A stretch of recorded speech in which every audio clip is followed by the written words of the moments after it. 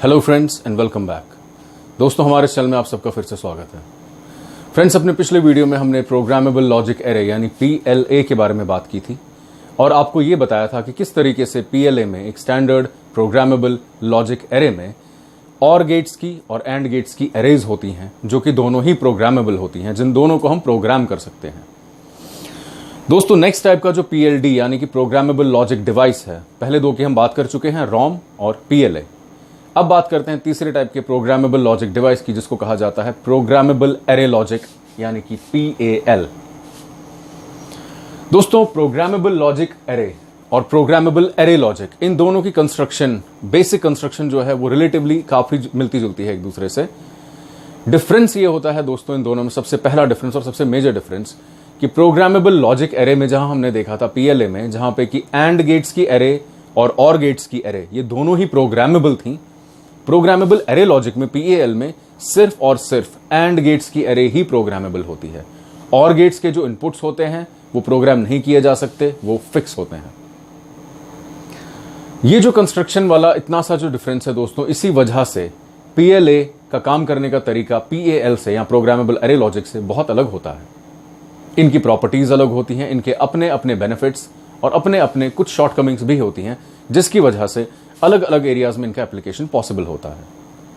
दोस्तों, इससे पहले कि हम इनके आपसी कंपैरिजन की बात करें, PAL और PLA की, पहले बात कर लेते हैं हम कंस्ट्रक्शन एंड वर्किंग कैसे होती है प्रोग्रामेबल एरे लॉजिक की। दोस्तों, अपना ध्यान दीजिएगा यहां पर डायग्राम पे। अगेन यहां पर हमने 3 इनपुट्स की बात की है। हमने तीनों इनपुट्स जो हैं दोस्तों, उसका हमने जैसे कि PLA के केस में किया था, प्रोग्रामेबल लॉजिक एरे के केस में, इस केस में भी हम तीनों ही इनपुट्स का, सबसे पहले आप ये सेक्शन देखिएगा, तीनों ही इनपुट्स का हमने एक तो इनपुट अवेलेबल रखा X1, ये लाइन X1 है, इसके बाद इसका कॉम्प्लीमेंट X1 का कॉम्प्लीमेंट, क्योंकि बीच में नॉट गेट लगा दिया।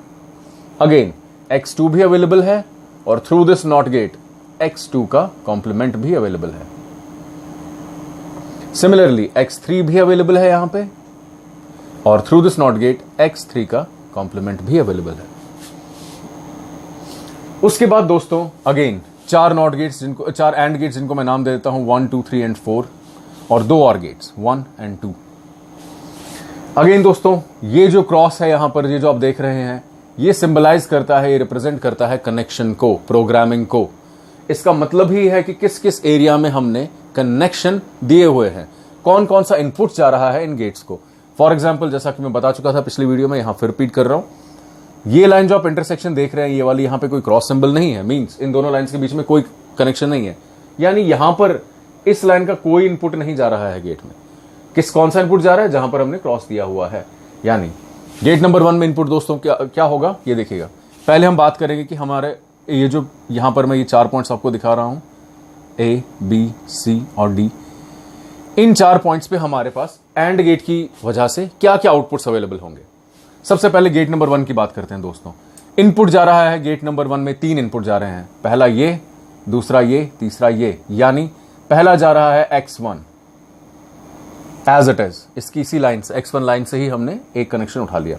दूसरा इनपुट है X2 एज इट इज, यानी अब ये एंड गेट है, यानी मल्टीप्लीकेशन करेगा, यानी X1 इंटू X3। तीसरा इनपुट जा रहा है X3 as it is, X3 की लाइन है, कॉम्प्लीमेंट को हमने टच नहीं किया, यानी X1 into X2 into X3, ये पहले गेट का आउटपुट, ये मिलेगा हमें पॉइंट A पे। पॉइंट B पे दोस्तों हमें क्या मिलेगा? गेट नंबर 2 एंड गेट का output. Gate number 2 and gate में इनपुट्स क्या जा रहे हैं? सबसे पहले ये X1 का कॉम्प्लीमेंट,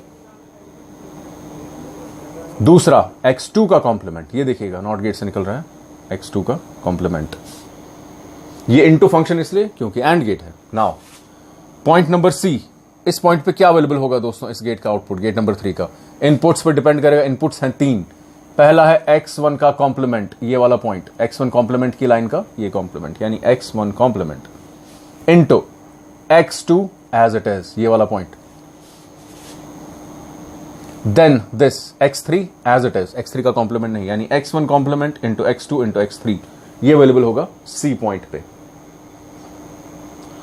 D पे क्या अवेलेबल होगा दोस्तों? गेट नंबर 4 एंड गेट का आउटपुट, यानी ये हैं 3 अगेन, पहला X1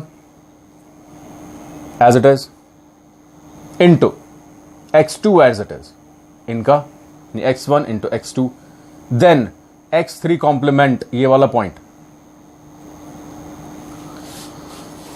ये हमें 4 आउटपुट्स मिलेंगे A, B, C और D पे, इन पॉइंट्स पे। अब दोस्तों हम ये 4 इनपुट आउटपुट्स हमें मिल गए इन चारों एंड गेट से।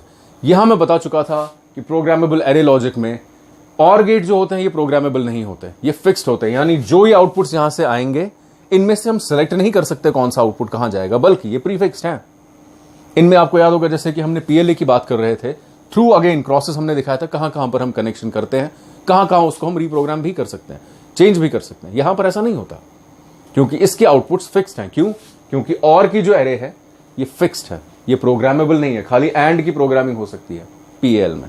नाउ पहला गेट नंबर 1 में दोस्तों डी सी या सी और डी इनपुट जा रहे हैं, यानी ये 2 इनपुट जा रहे हैं। यानी x1 कॉम्प्लीमेंट, ये देखेगा ध्यान से, सी F1 में सी पॉइंट पे x1 complement into x2 into x3। ये दूसरा इनपुट जा रहा है डी, डी है x1 x2 x3 कॉम्प्लीमेंट।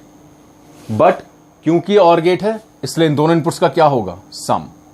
यानी F1 हमें क्या मिलेगा, x1 x2 x3 complement plus x1 complement into x2 into x3, इन दोनों इनपुट्स का, ये जो 2 इनपुट्स आ रहे हैं यहां पे, इन दोनों इनपुट्स का सम। इसी तरह से F2 इस पॉइंट पे A और B इनपुट्स जा रहे हैं दोस्तों, तो आउटपुट क्या मिलेगा, इन दोनों का सम। नाउ A पॉइंट पे क्या अवेलेबल था दोस्तों, x1 complement into x2 complement plus, plus क्यों, क्योंकि और गेट है, प्लस दूसरा इनपुट x1 x2 x3। ये हमें मिले दोस्तों 2 आउटपुट्स एक प्रोग्रामेबल एरे लॉजिक से। अगेन आप देख रहे हैं कि यहां पर वही वाली फॉर्म आ रही है, सम ऑफ प्रोडक्ट्स। सम हो रहा है किनका, प्रोडक्ट्स का। ये सम ऑफ प्रोडक्ट्स जो होता है दोस्तों, ये कॉन्सेप्ट बहुत इंपॉर्टेंट है। इसकी वजह से इसकी इंप्लीमेंटेशन में कई सारे अलग अलग तरह के इलेक्ट्रॉनिक फंक्शंस का इस्तेमाल किया जाता है, और जैसा हम अपने आने वाले वीडियोस में आपको दिखाएंगे कि कैसे हम इंप्लीमेंट करते हैं सम ऑफ प्रोडक्ट्स एक, और दूसरा प्रोडक्ट ऑफ सम्स, जिसे शॉर्ट में पीओएस कहा जाता है। इनकी हम बात करेंगे अपने आने वाले वीडियोस में। फिलहाल आपके लिए जानना जरूरी है कि सम ऑफ प्रोडक्ट्स कहां होता है, जहां पे सबसे पहले एंड गेट लगा, एंड गेट की मदद से क्या हुआ, प्रोडक्ट हुआ, और उसके बाद सेकंड स्टेज पे लगा और गेट, यानी उन प्रोडक्ट्स का सम। और पीओएस कहां होता है, जहां सबसे पहले और गेट लगता है, यानी सबसे पहले सम होता है, और बाद में सेकंड स्टेज में लगता है एंड गेट, जो उन सम्स का क्या करता है, प्रोडक्ट। ये 2 अलग अलग टाइप के कॉम्बिनेशनल लॉजिक्स हैं दोस्तों, ये 2 अलग अलग तरह के आउटपुट्स हम डिराइव कर सकते हैं बुलियन लॉजिक बेस्ड सर्किट से। बहरहाल पीओएस की बात यहां नहीं करते, क्योंकि प्रोग्रामेबल एरे लॉजिक और प्रोग्रामेबल लॉजिक एरे ये दोनों ही एसओपी यानी सम ऑफ प्रोडक्ट्स पर डिपेंड करते हैं। क्यों? क्योंकि दोनों ही केसेस में सबसे पहले एंड गेट का इस्तेमाल हुआ, जिसने मल्टीप्लाइड फॉर्म में इनपुट्स दिए हमें, ये इनपुट्स को मल्टीप्लाई करके आउटपुट दिया, और सेकंड स्टेज में हमने फिर और गेट लगाया, जिसने उन इंडिविजुअल प्रोडक्ट्स को सम कर दिया, ऐड कर दिया। तो दोस्तों ये हमें मिले 2 outputs F1 and F2 of a programmable array logic. जहां तक दोस्तों कंपैरिजन की बात आती है, सबसे पहला पॉइंट तो हम कवर कर ही चुके हैं कि एक प्रोग्रामेबल लॉजिक एरे में, PLA में, एंड एरे, एंड का जो अरेंजमेंट होता है और की जो एरे होती है, और गेट्स की एरे, वो दोनों ही प्रोग्रामेबल है। जबकि PAL में, प्रोग्रामेबल एरे लॉजिक में, ऐसा नहीं होता, सिर्फ एंड गेट्स की जो एरे है वो प्रोग्रामेबल है, उसको हम प्रोग्राम कर सकते हैं, उससे हम कनेक्शंस डिराइव कर सकते हैं। बट जो होता है इसको हम प्रोग्राम नहीं कर सकते, ये फिक्स्ड है। इनमें कहीं पर भी कोई कनेक्शन हमने एज इट इज चेंज या उठाकर वेरी नहीं किए, कनेक्शन फिक्स्ड हैं दोस्तों। एंड गेट से जो आउटपुट आएगा वो फिक्स तरीके से और गेट्स में इनपुट किया जाएगा, और दोनों आउटपुट्स वहां से डिराइव किए जाएंगे। ये तो था पहला पॉइंट। दूसरा पॉइंट दोस्तों ये है कि अपनी कंस्ट्रक्शन और अपनी वर्सेटिलिटी की प्रॉपर्टी से, वर्सेटिलिटी से मेरा मतलब है उसको अलग अलग एप्लीकेशंस में बहुत ब्रॉडली इस्तेमाल किया जा सकता है। किसको? प्रोग्रामेबल लॉजिक एरे को, PLA को। क्यों? क्योंकि उसमें एंड की एरे भी प्रोग्रामेबल है, उसको भी हम प्रोग्राम कर सकते हैं, और एरे को भी प्रोग्राम कर सकते हैं। इस वजह से जो उसके एप्लीकेशन का स्कोप है, जहां जहां उसको अप्लाई किया जा सकता है, वो काफी डाइवर्स है, काफी फ्लेक्सिबिलिटी है उसमें। लेकिन प्रोग्रामेबल एरे लॉजिक में सिर्फ एंड एरे जो होती है वो प्रोग्रामेबल होती है, और गेट्स की एरे प्रोग्रामेबल नहीं है। इसका जो स्कोप होता है ऑपरेशंस का, या जिन सर्किट्स में इसका इस्तेमाल किया जा सकता है, वो काफी लिमिटेड होता है। जहां तक दोस्तों कॉस्ट की बात आती है, या अवेलेबिलिटी की सबसे पहले बात करते हैं हम, जहां पर अवेलेबिलिटी की बात आती है दोस्तों, ये जो सर्किट होता है प्रोग्रामेबल एरे लॉजिक, ये ज्यादा अवेलेबल होता है पीएलए से, क्योंकि पीएलए जो होता है वो थोड़ा बहुत ज्यादा कॉस्टलियर होता है। इससे प्रोग्रामेबल लॉजिक एरे कॉस्टली है देन अ प्रोग्रामेबल एरे लॉजिक, क्योंकि आप खुद सोच सकते हैं कि प्रोग्रामिंग करने में भी कंस्ट्रक्शन का वो एलिमेंट जाता है, कुछ ना कुछ हिस्सा ऐसा जाता है जिससे कि सर्किट की कॉम्प्लेक्सिटी बढ़ जाती है। यानी अगर सर्किट की कॉम्प्लेक्सिटी बढ़ी, यानी उसमें अलग अलग तरह के ऑपरेशंस करने का स्कोप भी बढ़ा, जिसके साथ साथ कॉस्ट भी बढ़ गई। तो जहां पर पीएलए का फायदा यह है कि वो ज्यादा फ्लेक्सिबल है, ज्यादा डाइवर्सली इस्तेमाल किया जा सकता है दैन अ पीएएल, वहां पीएल का यह फायदा है कि ये बहुत ज्यादा इजीली अवेलेबल है दैन अ पीएलए। इसके बेशक फ्लेक्सिबिलिटी इसकी इतनी ज्यादा नहीं जितनी प्रोग्रामेबल लॉजिक एरे की है, लेकिन इसका स्कोप ऑफ ऑपरेशंस भी ठीक ठाक है, इतना वाइड नहीं जितना कि प्रोग्रामेबल लॉजिक एरे का है। इसके बाद नेक्स्ट पॉइंट ऑफ कंपैरिजन जो आता है इन दोनों केसेस में दोस्तों, वो आता है किसी भी सर्किट में जब इन दोनों को फिट किया जाता है तो इनकी speed of operation. Speed of operation दोस्तों प्रोग्रामेबल एरे लॉजिक की फास्टर होती है than programmable logic array, programmable logic array, यानी PAL is faster than PLA. और ऐसा तो होगा, क्यों होगा? क्योंकि इसमें एक सेट ऑफ आउटपुट जो जा रहा है एंड गेट से और गेट्स में, वो फिक्स्ड है।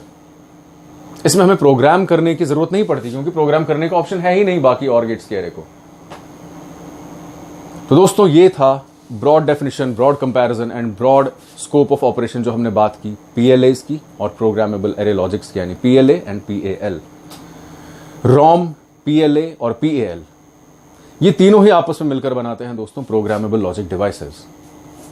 प्रोग्राम करना किसी डिवाइस का मतलब है उसमें इनपुट्स को मैनिपुलेट करना, या फैब्रिकेशन के टाइम पे या मैन्युफैक्चरिंग के टाइम पे उन इनपुट्स को ऐसे बनाना जिससे कि एक पर्टिकुलरली पहले से ही डिसाइड किया गया ऑपरेशन पॉसिबल हो पाए। ये सारी की सारी मेमोरीज, सारे के सारे स्टोरेज एलिमेंट्स जो हैं दोस्तों, ये आईसीज की चिप्स की शक्ल में, इंटीग्रेटेड चिप्स या इंटीग्रेटेड सर्किट्स की शक्ल में हमारे पास अवेलेबल होते हैं। आजकल को इनके बने हुए मॉड्यूल्स आते हैं, यानी जब हम आजकल कहीं पे लेट्स से परचेज करने जाएंगे किसी पर्टिकुलर, तो हमें एक एक सर्किट कंपोनेंट को परचेज करके उसे असेंबल करने की जरूरत नहीं है, क्योंकि ये सारी ऑन चिप टेक्नोलॉजी है, ये सारी की सारी इंटीग्रेटेड सर्किट्स पर बेस्ड टेक्नोलॉजी है।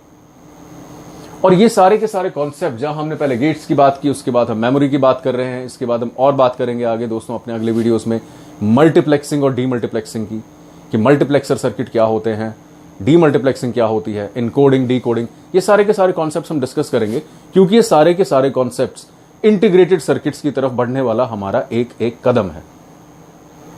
क्योंकि जब प्रैक्टिकल यूटिलिटी की या प्रैक्टिकल एप्लीकेशंस की बात आती है तो हम इंडिविजुअल कंपोनेंट से काम नहीं लेते। खाली हम एक स्टोरेज एलिमेंट को एक्सप्लेन करना ठीक है थ्योरेटिकली, लेकिन स्टोरेज एलिमेंट से हम प्रैक्टिकल कौन सी एप्लीकेशन करवा सकते हैं या क्या करवाते हैं, वो जानने के लिए हमें इसका जो पीछे का ये साइंस है इसको ब्रॉडली जानना बहुत जरूरी था। उसके बाद इससे भी ज्यादा जरूरी हो जाता है ये जानने के बाद इनकी प्रैक्टिकल एप्लीकेशंस, कि इनसे काम कैसे लिया जाता है।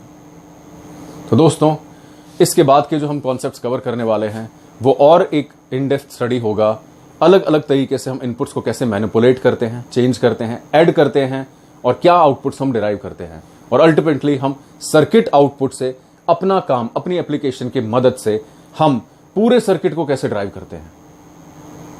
ये सब दोस्तों हमारे अपने आने वाले वीडियोस में। तो उम्मीद है हमारा आज का ये वीडियो आपको पसंद आया होगा, इंफॉर्मेटिव लगा होगा।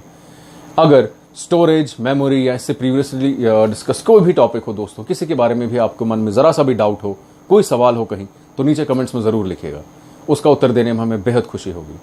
कृपया हमारे चैनल को लाइक और सब्सक्राइब जरूर कीजिए। Thank you.